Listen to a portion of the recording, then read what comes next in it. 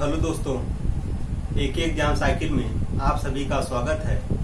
मैं आशुतोष कुमार सिद्धार्थ आप लोगों को राज्य व्यवस्था पढ़ा रहे थे, जो कि कुछ टॉपिक बता दिए थे, जैसे रेगुलेटिंग एक्ट और चार्टर एक्ट, ये सब बता दिए थे। अब उसी के आगे हम देखेंगे संविधान सभा की कार्य प्रणाली। दोस्तों, संविधान सभा की जो कार्य प्रणाली है उसको हम देखेंगे संविधान सभा के द्वारा। पहले हम इसका ओवरव्यू ले लेते हैं, इसके बाद लिखाते हैं। संविधान सभा के द्वारा अपनी समस्त कार्य प्रणाली का संपादन 12 अधिवेशन तथा 165 बैठकें यानी 165 बैठकों के माध्यम से संपन्न हुआ था। इसमें दोस्तों जो 11वां अधिवेशन था 19 नवंबर 1949 को हुआ था 11वां अधिवेशन, और जो 12वां अधिवेशन था 24 जनवरी 1950 को हुआ था। दोस्तों, संविधान की पहली जो 3 बैठकें थी, ये सबसे ज्यादा चर्चा में रही। पहली बैठक हमारा हुआ था 9 दिसंबर 1946 को। संविधान सभा की जो पहली बैठक हुआ था 9 दिसंबर 1946 को हुआ था, और जो दूसरी बैठक हुआ था 11 दिसंबर 1946 को हुआ था, और तीसरी बैठक जो हुआ था 13 दिसंबर यानी 2 दिन बाद, दूसरी जो बैठक हुआ था, दूसरे बैठक के 2 दिन बाद ही हमारा तीसरी बैठक हुआ था, यानी 13 दिसंबर 1946 को हुआ था।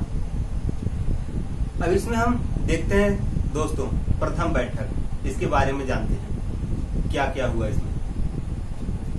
संविधान सभा की प्रथम बैठक 9 दिसंबर 1946 को हुआ।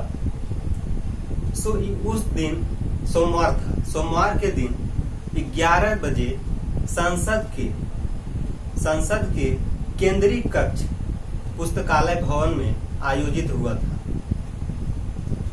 दोस्तों, इस बैठक में डॉक्टर सच्चिदानंद सिन्हा को अस्थायी अध्यक्ष बनाया गया, क्योंकि ये सबसे ओल्डेस्ट मेंबर थे, यानी सबसे वृद्ध आदमी थे, इसलिए इनको अस्थायी मेंबर के रूप में हमें चुनना पड़ा। अब इसी में आगे देखते हैं साथियों। आचार्य जेपी कृपलानी जो थे, आचार्य जेपी कृपलानी के द्वारा इनके नाम का प्रस्ताव रखा गया। इसलिए आचार्य कृपलानी को भारतीय संविधान का प्रथम वक्ता भी माना जाता है। जेपी कृपलानी को भारतीय संविधान का प्रथम वक्ता भी माना जाता है। अब हम दूसरे बैठक के बारे में देख लेते हैं। पहले दूसरी बैठक 11 दिसंबर 1946 को हुआ था, जिसमें डॉक्टर राजेंद्र प्रसाद को अस्थायी अध्यक्ष चुना गया था, यानी अस्थायी अध्यक्ष निर्वाचित किया गया। जब डॉक्टर राजेंद्र प्रसाद को अस्थायी अध्यक्ष के रूप में चुना गया, तो उस समय संविधान सभा 2 उपाध्यक्ष को भी चुना। जो 2 उपाध्यक्ष थे, पहले उपाध्यक्ष एच.सी. मुखर्जी और जो दूसरे उपाध्यक्ष थे वी.टी. कृष्णामाचारी थे। अब हम तीसरे बैठक की ओर चलते हैं। तीसरी बैठक में क्या क्या हुआ था उसको देखते हैं। तीसरी बैठक जो हुआ था 13 दिसंबर 1946 को हुआ था। तीसरी बैठक 13 दिसंबर 1946 को हुआ था। इसमें जवाहरलाल नेहरू के द्वारा उद्देश्य प्रस्ताव रखा गया। जवाहरलाल नेहरू के द्वारा उद्देश्य प्रस्ताव रखा गया, जिसमें 12 जनवरी 1947 को संविधान सभा द्वारा स्वीकृति प्राप्त हुई। जवाहरलाल नेहरू द्वारा जो उद्देश्य प्रस्ताव रखा गया था उसको 22 जनवरी 1947 में स्वीकृति प्राप्त हो गई। यही उद्देश्य प्रस्ताव संविधान में प्रस्तावना के रूप में कार्य कर रही है, जहां से संविधान निर्माताओं के आदर्शों की अभिव्यक्ति होती है। इतना हम ओवरव्यू ले चुके हैं, अब इसको हम लिख लेते हैं। राज्य व्यवस्था।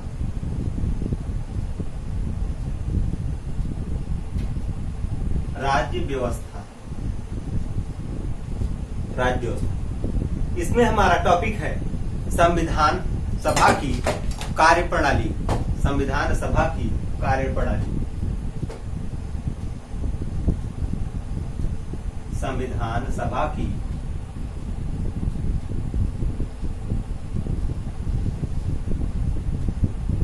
कार्यप्रणाली।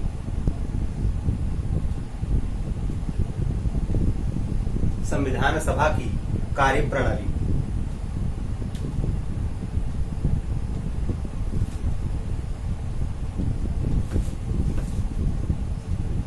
अब इसमें हम देखते हैं संविधान सभा की जो कार्यप्रणाली है, लिखते हैं इसमें, लिखते हैं संविधान सभा के द्वारा, संविधान सभा के द्वारा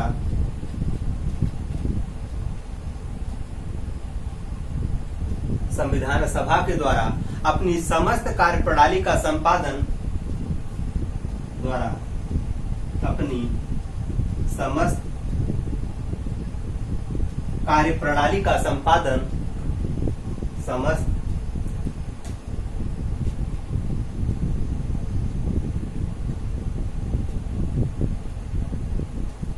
समस्त कार्यप्रणाली का संपादन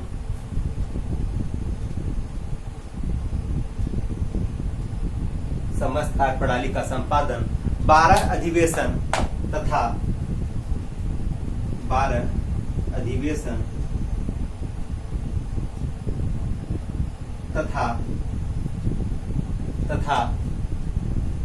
165 बैठकों के माध्यम से संपन्न हुआ था। 165 बैठकों के माध्यम से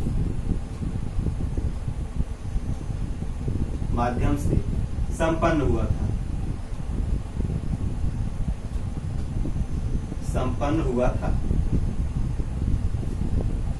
संपन्न हुआ था यानी संविधान सभा के द्वारा समस्त कार्यप्रणाली का संपादन, समस्त कार्यप्रणाली का संपादन 12 अधिवेशन तथा 165 बैठकों के माध्यम से संपन्न हुआ था। इसमें जो 11वां अधिवेशन था, 11वां अधिवेशन, ये हमारा हुआ था 19 नवंबर 1949 को। 11वां अधिवेशन 19 नवंबर 1949 को हुआ था, 11वां अधिवेशन। अब इसमें जो 12वां अधिवेशन है,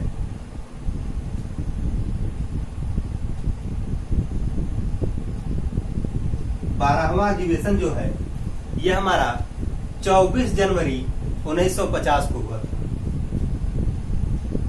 24 जनवरी 1950 को हुआ था। संविधान की जो पहली 3 बैठकें हैं, नोट कर लीजिए, इसके बाद आगे चलते हैं।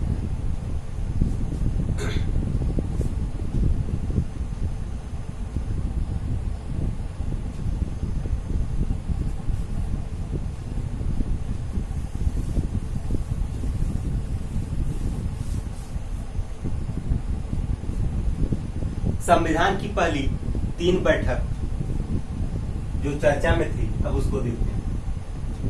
संविधान की पहली 3 बैठकें,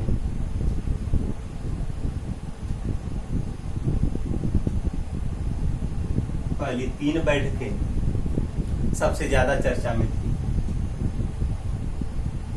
सबसे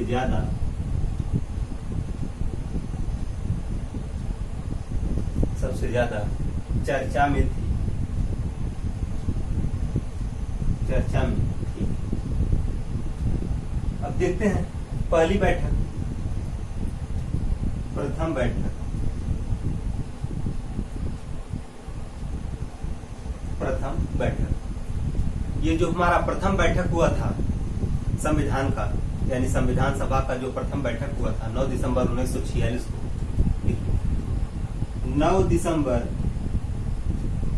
1946 को संविधान सभा का प्रथम बैठक हुआ था। 9 दिसंबर 1946 को संविधान सभा का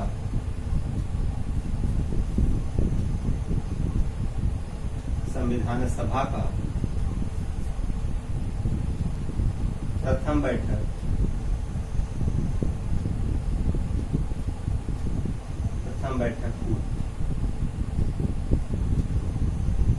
बैठक हुआ। यह सोमवार के दिन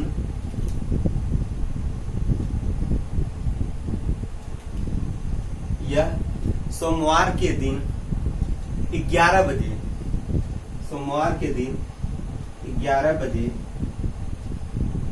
बजे केंद्रीय कक्ष पुस्तकालय, केंद्रीय कक्ष पुस्तकालय संसद, यानी संसद के केंद्रीय कक्ष पुस्तकालय,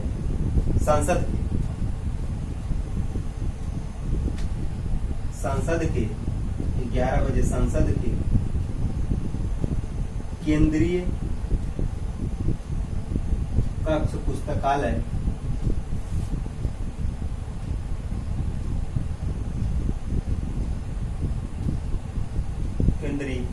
पुस्तकालय भवन में आयोजित हुआ था।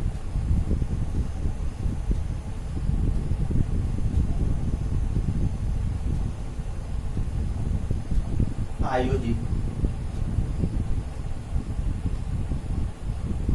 हुआ था। प्रथम बैठक 9 दिसंबर 1946 को हुआ था, जो सोमवार के दिन 11 बजे संसद के केंद्रीय कक्ष पुस्तकालय भवन में यह आयोजित हुआ। इस बैठक में डॉक्टर सच्चिदानंद सिन्हा को नोट कर लीजिए इतना,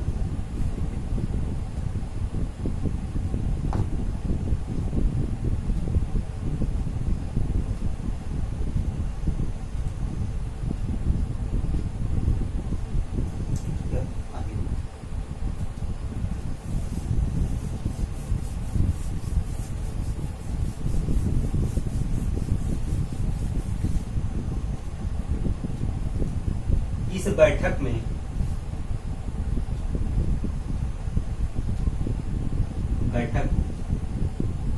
डॉक्टर सच्चिदानंद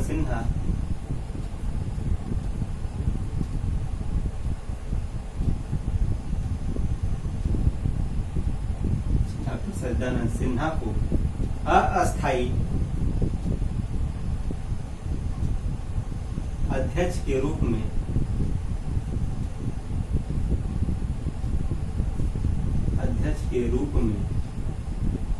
चुना गया। अस्थायी अध्यक्ष के रूप में चुना गया या निर्वाचित किया गया।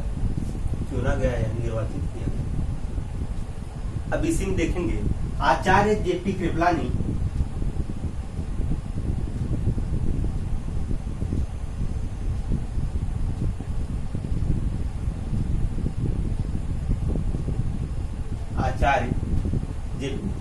जेपी कृपलानी के द्वारा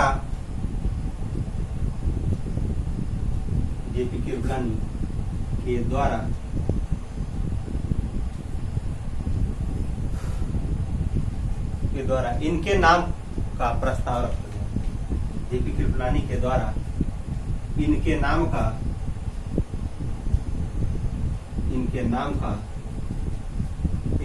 का प्रस्ताव रखा गया।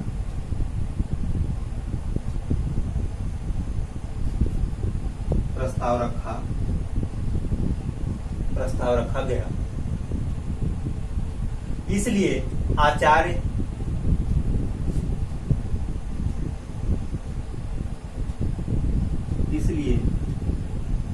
आचार्य कृपलानी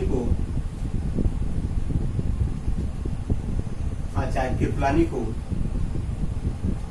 इसलिए आचार्य कृपलानी को भारतीय संविधान का प्रथम वक्ता भी माना जाता है। इसलिए आचार्य कृपलानी को भारतीय संविधान का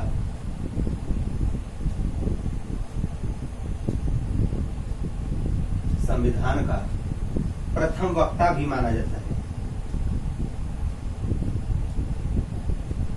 वक्ता भी माना जाता है।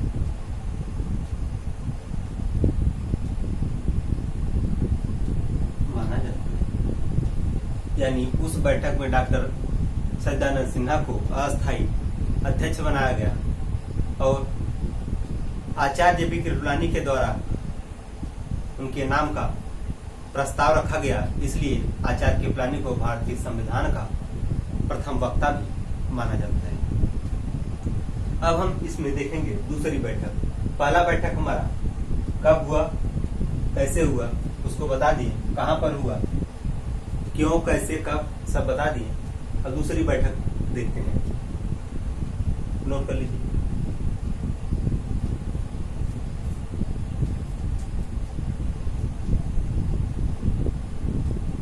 चलिए आगे देखिए दूसरी बैठक।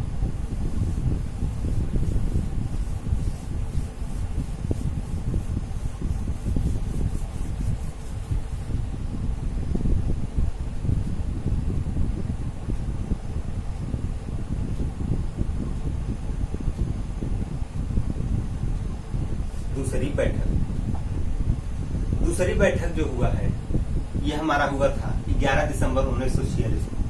दूसरा बैठक 11 दिसंबर 1946 को हुआ था। इसमें डॉक्टर राजेंद्र प्रसाद को अस्थायी अध्यक्ष चुना गया, यानी अस्थायी अध्यक्ष निर्वाचित किया गया। 11 दिसंबर 1946 को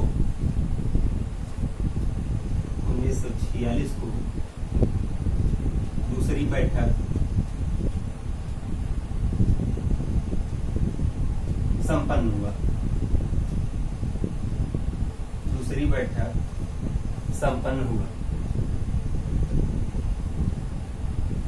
इसमें डॉक्टर राजेंद्र प्रसाद को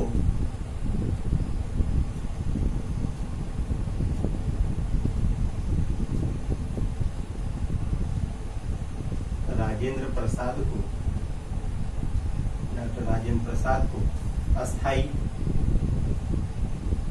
अध्यक्ष चुना गया, अध्यक्ष निर्वाचित किया गया।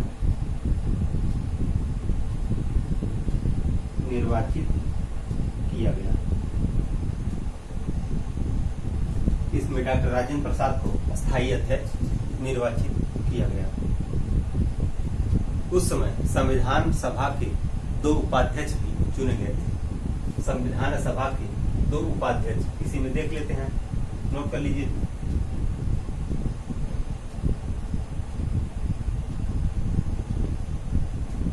चलिए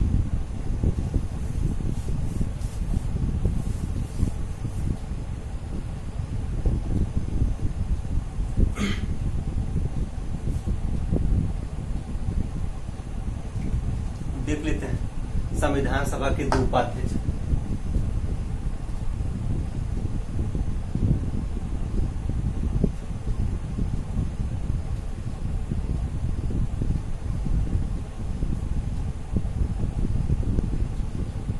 संविधान सभा के 2 उपाध्यक्ष। पहले जो उपाध्यक्ष थे एच.सी. मुखर्जी, यानी हरिश्चंद्र मुखर्जी।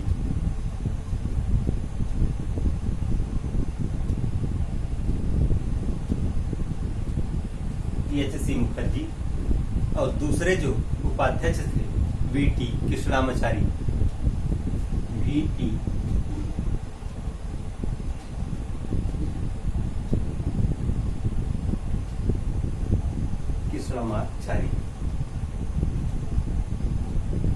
दूसरा बैठक हमारा कंप्लीट हुआ। अब देखते हैं तीसरा बैठक। तीसरे बैठक में क्या क्या हुआ था, नोट कर लीजिए।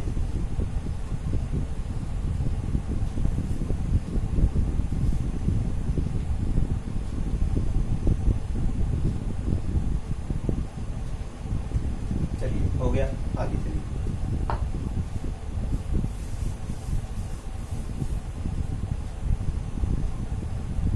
संविधान सभा की तीसरी बैठक।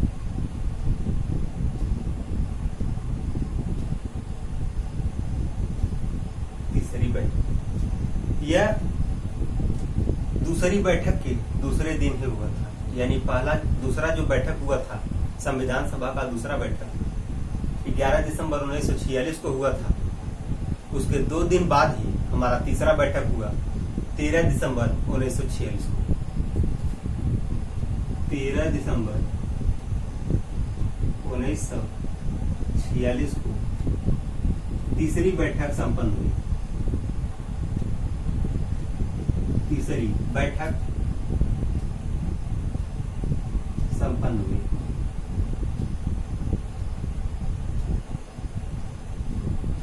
तीसरी बैठक संपन्न हुई। इसमें जवाहरलाल नेहरू के द्वारा उद्देश्य प्रस्ताव रखा गया। इसमें जवाहरलाल नेहरू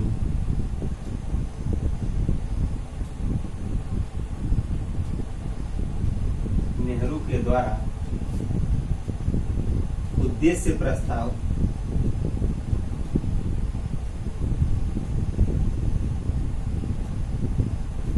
जवाहरलाल नेहरू के द्वारा उद्देश्य प्रस्ताव रखा गया। उद्देश्य प्रस्ताव रखा गया जिसे 22 जनवरी 1947 को संविधान सभा के द्वारा स्वीकृति प्राप्त हुई। जिसे 22 जनवरी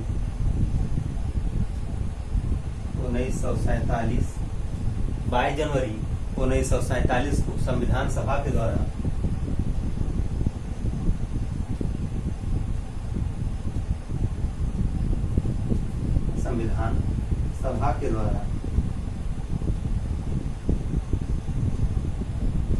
स्वीकृति प्राप्त हुई, यानी स्वीकार किया गया। स्वीकार किया गया। जवाहरलाल नेहरू के द्वारा उद्देश्य प्रस्ताव रखा गया जिसे 22 जनवरी 1947 को संविधान सभा के द्वारा स्वीकार किया गया। इतना नोट कर लीजिए, फिर आगे बताते हैं।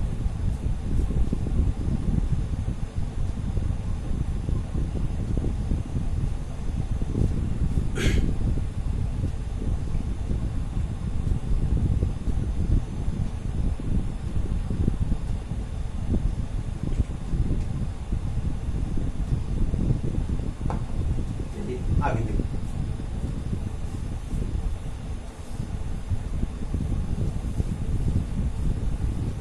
उद्देश्य प्रस्ताव को स्वीकार किया गया। यही उद्देश्य प्रस्ताव संविधान में यही उद्देश्य प्रस्ताव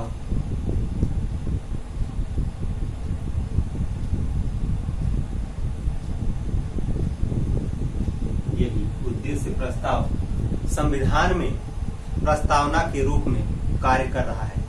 यही उद्देश्य प्रस्ताव संविधान में प्रस्तावना के रूप में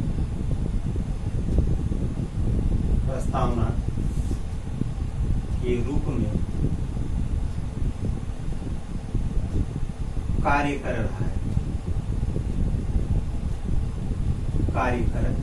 रहा है। जहां से संविधान निर्माताओं के द्वारा कार्य कर रहा है। जहां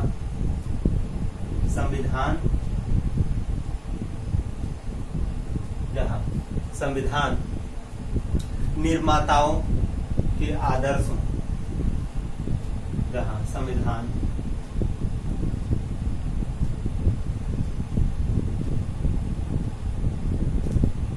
से संविधान जहां से संविधान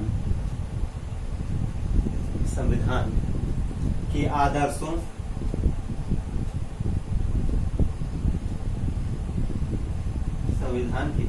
आदर्शों की अभिव्यक्ति होती है।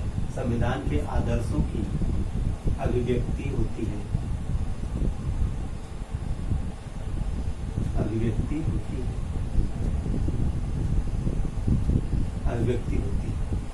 यानी संविधान सभा की जो कार्य प्रणाली थी वो हमारा समाप्त हुआ। अब इसके आगे जो अगला टॉपिक है उसको देखिए, नोट कर लीजिए इसको।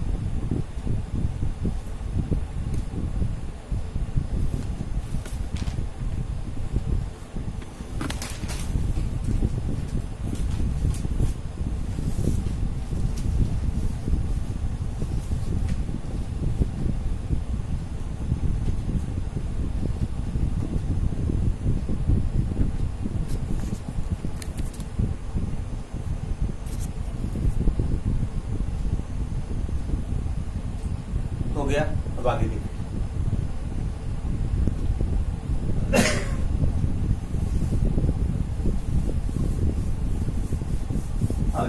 अगला हमारा जो टॉपिक है उसको देखेंगे हम। संविधान निर्माण की गठित समितियां। संविधान निर्माण की गठित समितियां। संविधान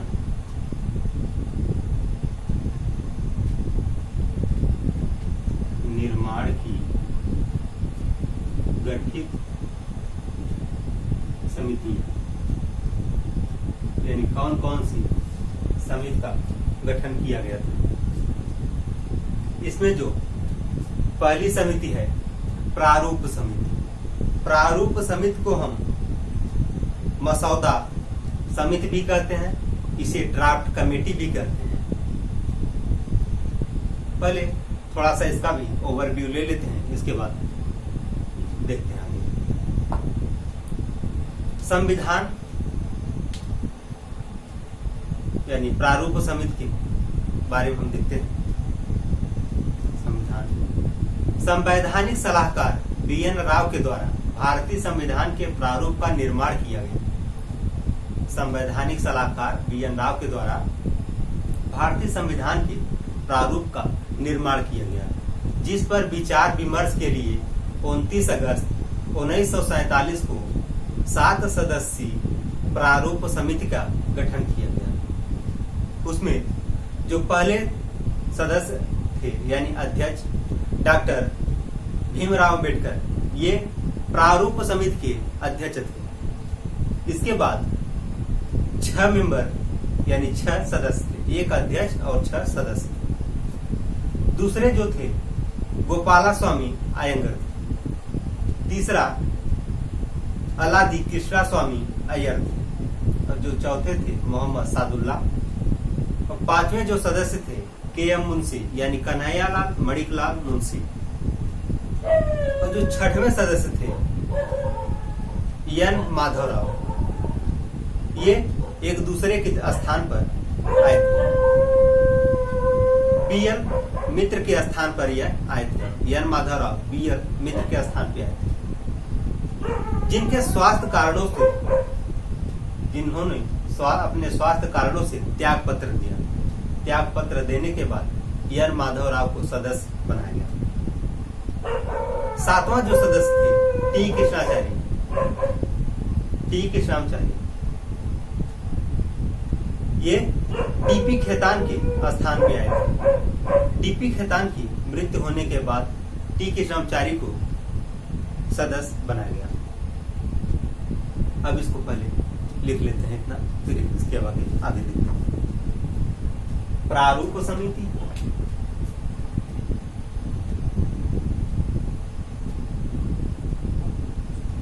प्रारूप समिति,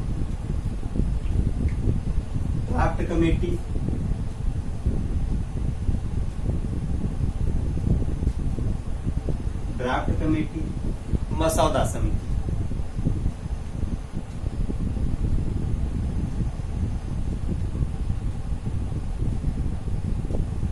मसौदा समिति यह तीनों एक ही नाम, ड्राफ्ट समिति, मसौदा समिति, प्रारूप समिति।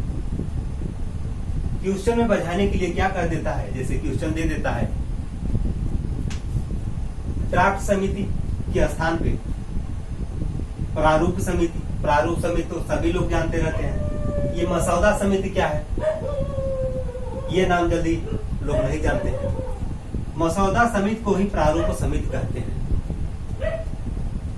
अब इसमें लिखते हैं, पहले ओवरव्यू तो ले चुके हैं, अब इसको लिखते हैं।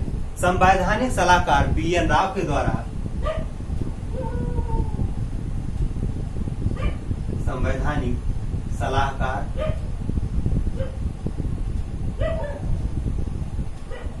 BN राव के द्वारा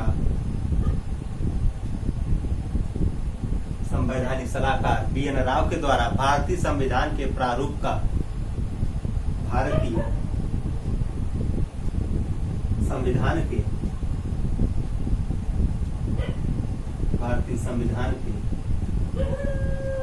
प्रारूप का भारतीय संविधान के प्रारूप का निर्माण किया गया। प्रारूप का निर्माण किया गया। निर्माण किया गया जिस पर विचार विमर्श के लिए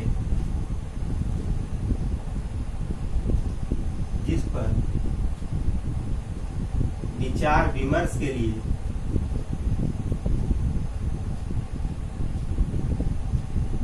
विमर्श के लिए 7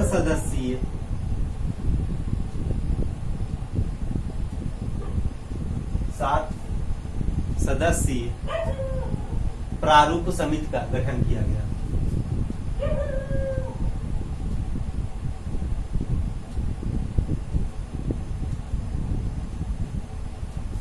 प्रारूप समिति का गठन किया गया।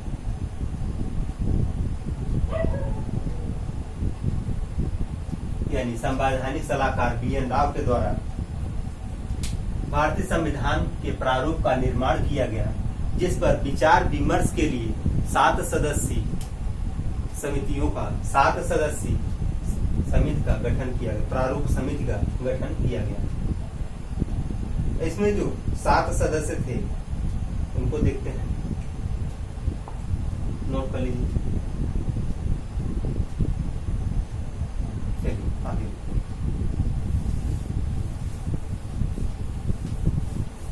सात सदस्य कौन कौन थे आगे देखते हैं। पहले डॉक्टर भीमराव अंबेडकर, ये प्रारूप समिति के अध्यक्ष थे।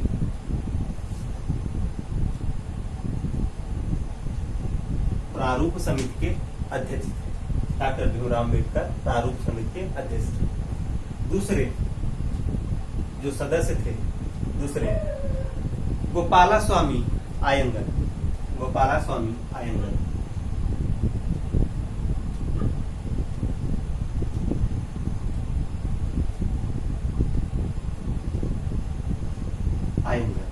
और जो तीसरे थे अल्लादी कृष्णास्वामी अय्यर।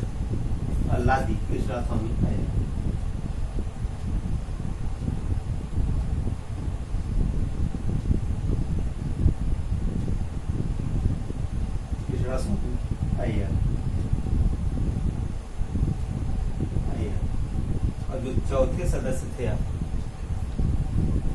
मोहम्मद सादुल्लाह।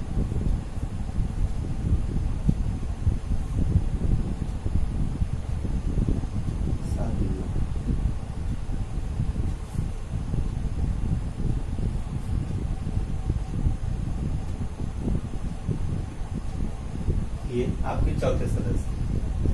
पांचवें जो सदस्य थे आपके KM मुंशी।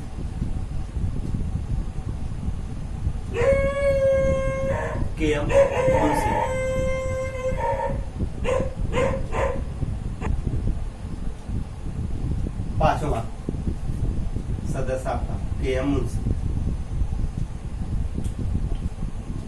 छठे जो सदस्य थे,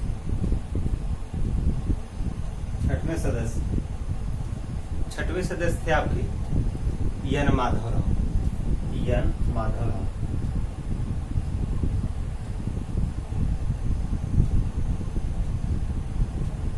यह किसके स्थान पे आए थे? BL मित्र के स्थान पे।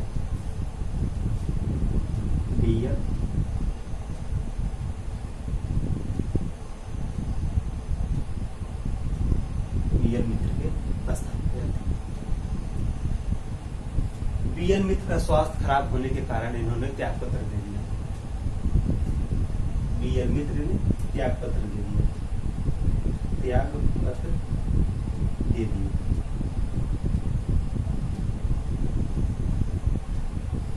क्यों? स्वास्थ्य खराब होने के कारण। अब आगे जो आपका सातवें सदस्य हैं, सातवें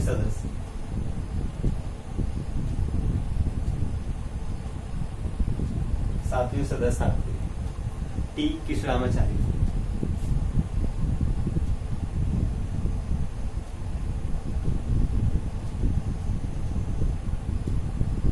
ये आए थे DP खेतान के स्थान पे। DP खेतान के स्थान पे आए। DP खेतान की मृत्यु हो गई। इनकी क्या हो गई थी? मृत्यु हो गई। मृत्यु होने के कारण उनके स्थान पर T कृष्णामाचारी को सदस्य के रूप में नियुक्त किया गया, यानी चुना गया। नोट कर लीजिए।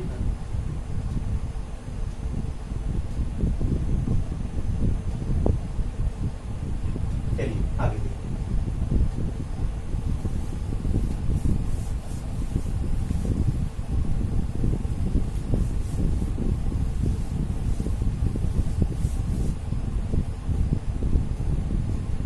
अब इसमें देखते हैं आगे। डॉक्टर BR अम्बेडकर के नेतृत्व में गठित प्रारूप समिति को भारतीय संविधान के निर्माण में संवैधानिक महत्वपूर्ण योगदान रहा है, यानी सर्वाधिक महत्वपूर्ण योगदान रहा है। चलिए लिखते हैं। डॉक्टर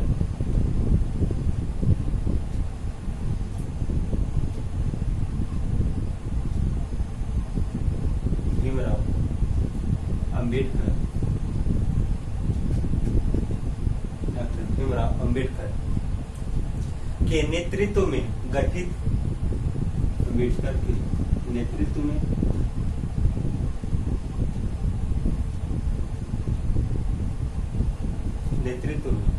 गठित प्रारूप समिति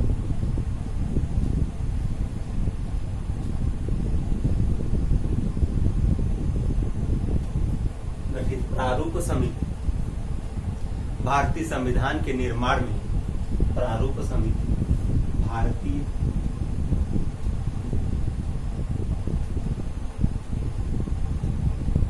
संविधान के निर्माण में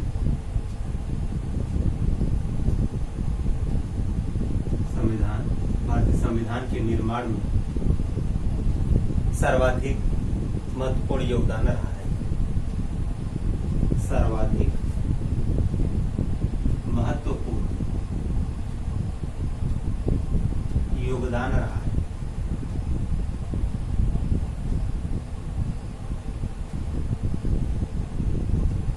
यानी डॉक्टर भीमराव अम्बेडकर के नेतृत्व में गठित प्रारूप समिति भारतीय संविधान के निर्माण में सर्वाधिक महत्वपूर्ण योगदान रहा है।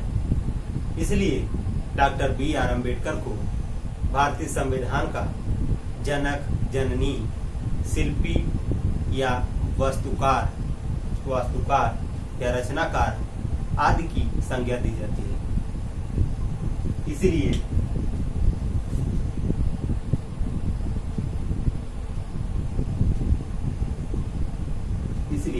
डॉक्टर भीमराव अम्बेडकर को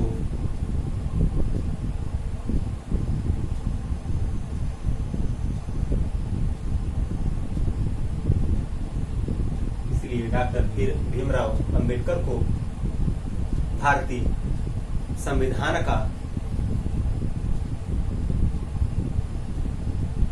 भारतीय संविधान का जनक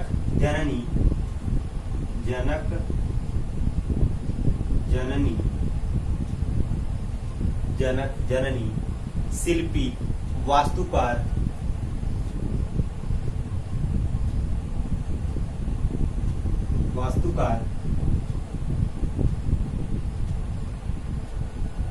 शिल्पी रचनाकार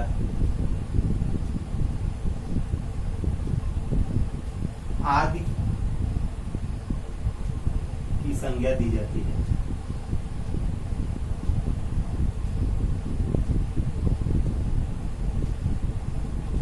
आदि की संज्ञा दी है, यानी डॉक्टर भीमराव अम्बेडकर को भारतीय संविधान का जनक जननी शिल्पी वास्तुकार रचनाकार आदि की संज्ञा दी जाती है। क्वेश्चन में क्या कर देता है, डॉक्टर भीमराव अम्बेडकर को भारतीय संविधान का संज्ञा दिया जाता है। किसका संज्ञा दिया जाता है? तो ऑप्शन में दे दिया, वास्तुकार, रचनाकार,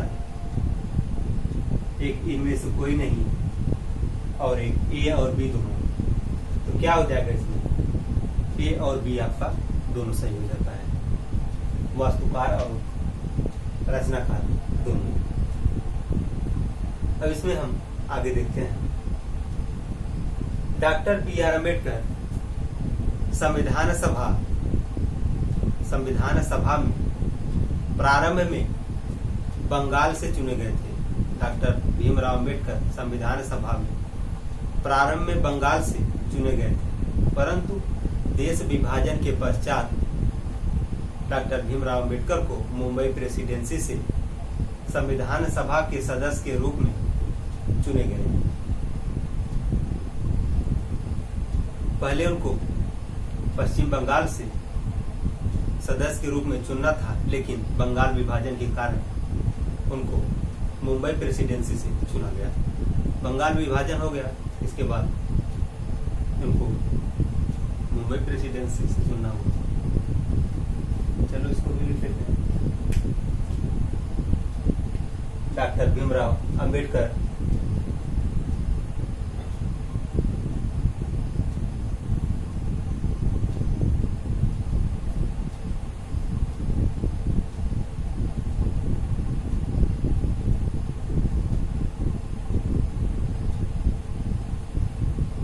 भीमराव अम्बेडकर संविधान सभा के प्रारंभ में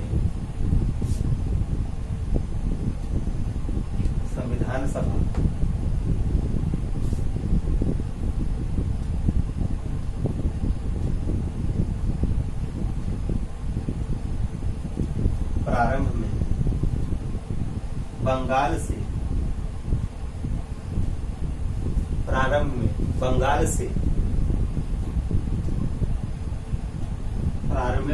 चुने गए थे। प्रारंभ में बंगाल से चुने गए थे, परंतु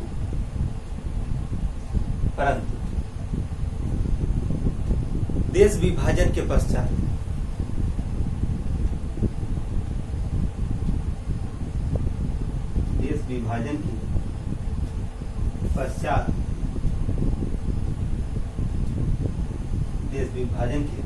पश्चात यानी बंगाल विभाजन हमारा 1906 में हुआ था।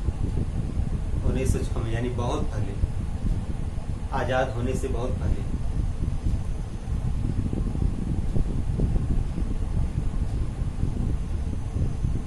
देश विभाजन के पश्चात डॉक्टर भीमराव अम्बेडकर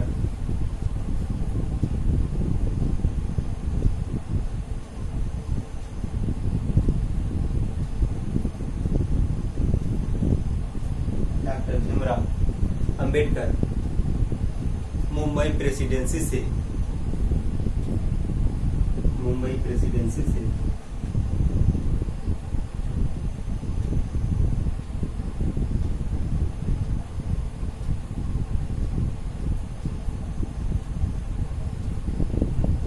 प्रेसिडेंसी से संविधान सभा के सदस्य चुने गए। संविधान सभा के सदस्य चुने गए। संविधान सभा के सदस्य चुने गए। नोट कर लीजिए।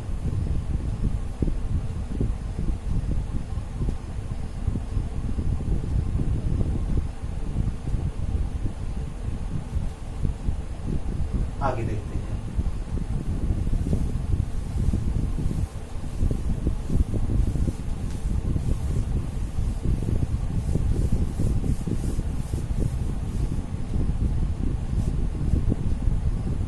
पहला हमारा प्रारूप समिति के अंतर्गत जो भी था सब बता दिए। अब हमारा संघ शक्ति समिति, संघ संविधान समिति, राज्य समिति, इन तीनों के जो अध्यक्ष हैं जवाहरलाल नेहरू हैं। इन तीनों के अध्यक्ष जवाहरलाल नेहरू हैं। पहला हो गया था। दूसरा है हमारा संघ शक्ति समिति। संघ शक्ति समिति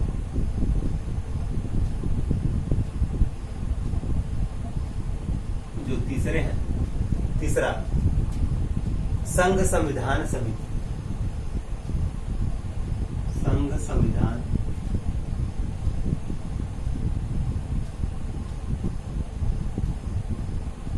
संघ संविधान समिति।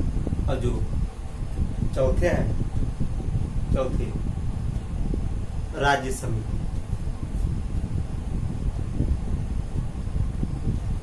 राज्य समिति इन तीनों के जो अध्यक्ष हैं, जो हैं जवाहरलाल नेहरू। इन तीनों के अध्यक्ष जवाहरलाल नेहरू।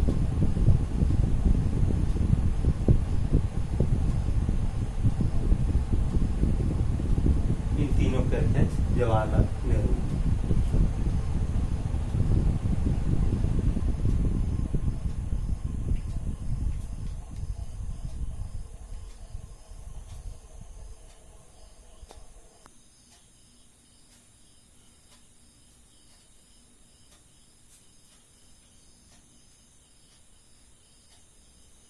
आगे देखते हैं।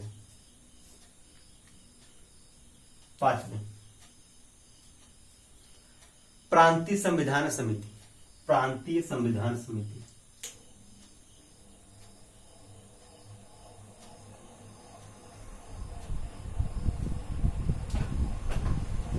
प्रांतीय संविधान समिति। छठा जो है मूल अधिकार तथा मूल अधिकार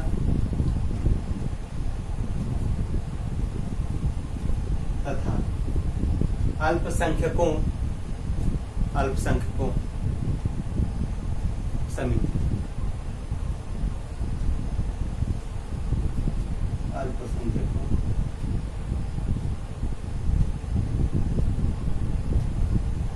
की समिति। अल्पसंख्यकों की समिति। तो सातवां सलाहकार समिति। सलाहकार समिति।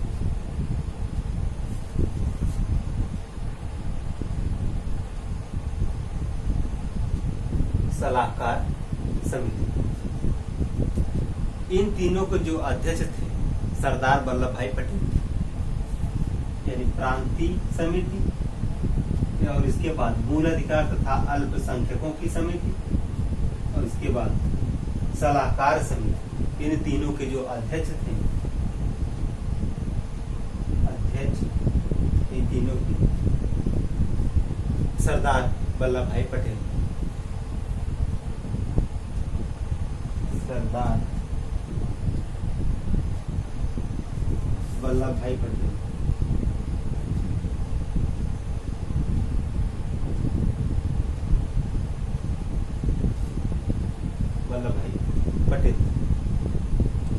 अब इसके आगे देखते हैं, पहले नोट कर लीजिए।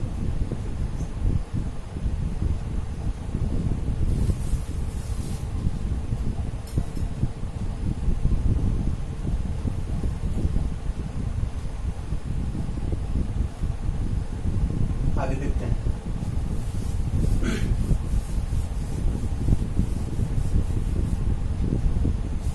कार्य संचालन समिति की अध्यक्ष, कार्य संचालन समिति के अध्यक्ष,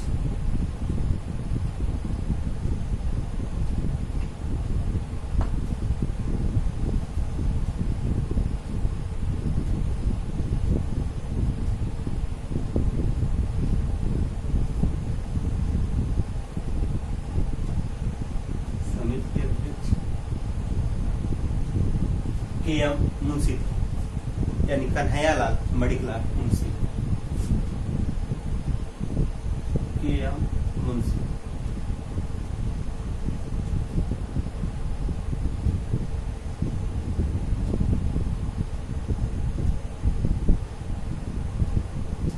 के.एम. मुंशी संचालन समिति के अध्यक्ष,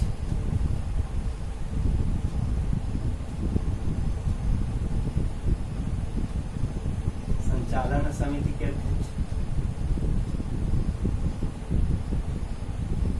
संचालन समिति के अध्यक्ष,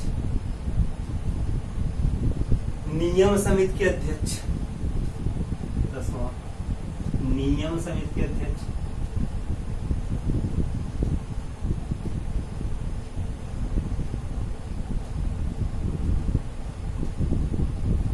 नियम समिति के अध्यक्ष जो 11वां है, झंडा समिति के अध्यक्ष, झंडा समिति के अध्यक्ष,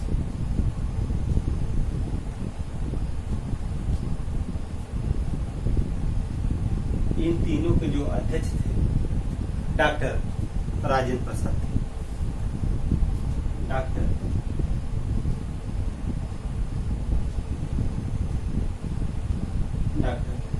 राजेंद्र प्रसाद।